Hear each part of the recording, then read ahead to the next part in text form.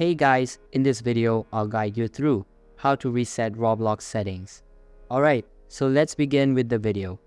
First, close the Roblox app on your computer if it's open. Then navigate to roblox.com and log in to your account. Once you're logged in, go to the top right, select the gear icon, and then select Settings. In the settings, go to the left sidebar and click on Privacy. Look for account restrictions, and if it's enabled, disable it. This is often the main reason you're unable to play certain experiences. If disabling account restrictions doesn't work, go back to the left sidebar and select Parental Controls. Scroll down to Allowed Experiences and ensure it's set to 13+. Even if you don't have a PIN configured, you might need to enable a PIN and then select 13+ to fix the issue.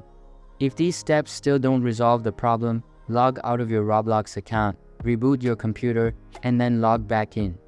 This will surely fix your issue.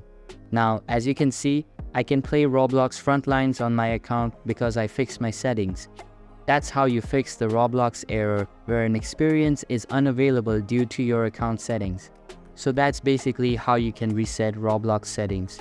So that's all for this video. If you find it helpful, consider subscribing and giving this big thumbs up. And I'll catch you in the next one. Thanks.